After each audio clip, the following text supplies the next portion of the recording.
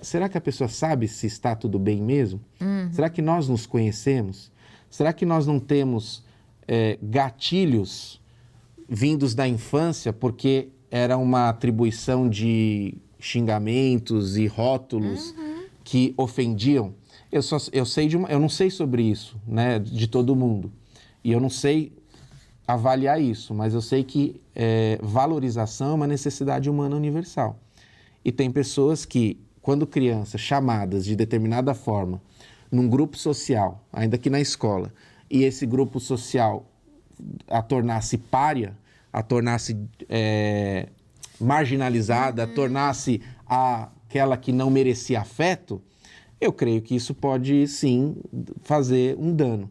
Então, o que acontece? Hoje o que nós temos é o debate. E que bom que ele acontece.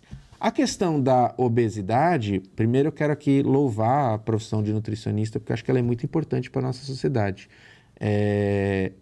Ela tem prerrogativas, o profissional de nutrição tem prerrogativas muito essenciais, e é importante que nós tenhamos um profissional capacitado, treinado, para que nos ajude nessa questão alimentar. Então, eu aqui louvo a categoria, porque eu acho que é muito importante para o mundo melhor que eu acredito. Então, eu entendo um pouco esse conflito, porque eu vejo que a obesidade, durante muito tempo, e a ciência classifica, é um diagnóstico, é uma questão, classificação. É uma classificação que ela vai a partir de dados concretos. Ocorre que algumas pessoas ficam mais desestimuladas a se autovalorizarem quando elas recebem esse diagnóstico. Aí nós temos um dilema. E aí eu acho que nós vamos perder tempo se a gente ficar dizendo: esse lado é muito frágil, esse lado é muito insensível. Nós vamos avançar melhor se a gente começar a notar quais as necessidades humanas universais ali envolvidas. Lembram que eu disse? Necessidade humana universal de valorização, todos nós temos. Como nós nos sentimos mais ou menos valorizados, aí vai a partir da história de cada um. Se um profissional vê que determinado termo, determinado linguajar, determinado vocabulário pode depreciar a autoestima do seu paciente, aí primeiro nós temos duas condições. A questão dele colocar a autoestima dele em coisas sobre a qual ele não tem controle. Porque nós não vamos conseguir controlar todas as pessoas a dizerem ou não se uma pessoa é obesa ou não. Exato. Vai dar conduta de cada um.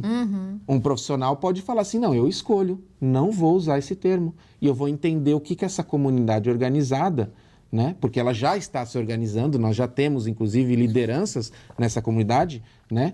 E aí eles incluem, inclusive, o termo obesidade como, às vezes, uma expressão mais ou menos gordofóbica. Sim, claro. E não estou entrando no mérito se é mais ou menos, estou dizendo que o debate existe e ele precisa ser feito. Que bom, porque antes não se fazia. Exato. E aí o profissional vai dizer: tá bom, eu concordo com essa conduta, eu vou aderi-la. E vai ter profissionais que vão dizer: não. Eu me recuso. Então, assim, como é que a gente vai conviver nesse mundo? Dialogando, olhando para as necessidades humanas universais de cada um. E quanto mais as pessoas tiverem uma independência emocional, no sentido de que não é o que o outro diz que vai me afetar, mas é como eu me sinto, como eu reajo. E claro, eu não estou aqui dizendo que nós trabalhamos para não nos ofender mais, numa postura de nada me ofende. Não, mas eu lido o melhor possível com as coisas que me ofendem. Ao período do que nós chamamos de luto, sim. Essa pessoa me chamou de uma coisa que eu me sinto mal com isso. Isso me deprecia, isso não me dá uma carga de motivação. Muito pelo contrário, me desmotiva. Eu não tenho controle. Eu posso pedir para ela: você pode, por gentileza, usar outro termo? Você pode, por gentileza, parar de me falar sobre isso? Essa pessoa pode se negar. Sim. E aí eu tenho outras instâncias, como, por exemplo, a questão da justiça, eu tenho outras instâncias de convencimento. Mas essa pessoa pode, mesmo assim, não querer. Então, como é que eu me liberto disso? E então, acho que é sobre isso que nós temos que dizer. Eu valorizo o profissional que tenha cuidado com aquilo que pode ofender. Mas eu também valorizo que ele também busque ter uma segurança.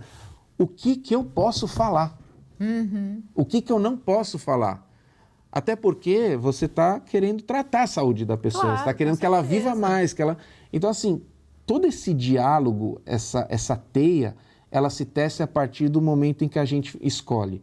Para que eu vou olhar?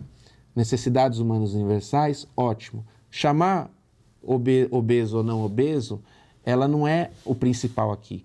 É como é que a gente olha para as necessidades humanas universais e como é que a gente se fortalece para poder ter uma conduta que está mais a par e passo com aquilo que você quer. Porque eu também, para finalizar só sobre esse assunto, eu também penso o seguinte: aquele profissional que fica até com receio do que fala, o que não fala, ele está preocupado com uma necessidade humana universal muito importante, que é de contribuição. Você quer dar o melhor para aquela pessoa. Sim. Você não quer que aquela pessoa saia pior do que entrou no seu consultório. Então, essa preocupação também é legítima. Não quer dizer que ela não traga alguns pesos, algumas dores, algumas dificuldades. Mas se a gente conversar olhando necessidades humanas universais, nós temos mais chance de encontrar soluções. Perfeito. E Fábio, e sobre o tema de julgamento, né?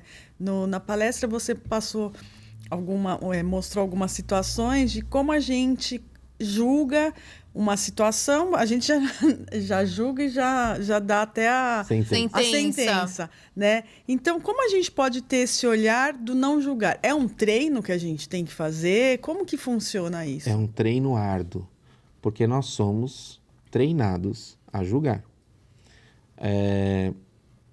E aí eu também chamo bastante atenção para isso, que, tal como o rótulo, nós não estamos falando de não julgarmos mais se algo é bom ou ruim. Nós precisamos disso. Nós precisamos avaliar o seguinte: olha, falar sobre isso, estar aqui é algo bom para mim. É algo que eu gosto. Então, eu quero mais disso. Ou, olha, é algo que eu não me sinto confortável. Eu não quero. Então, nós precisamos julgar. A grande questão é quando a gente faz o nosso juízo de valor ser para todo mundo, indiscriminadamente. Então, assim, quando a gente está achando que as nossas crenças, elas têm que servir sempre para todo mundo, aí é que a sociedade convulsiona. Porque aí eu não sei se vai ter mais gente que vai gostar de participar de podcast ou menos de podcast. Eu não posso determinar isso, né? Eu posso tentar, mas vai ser bem complicado as consequências disso.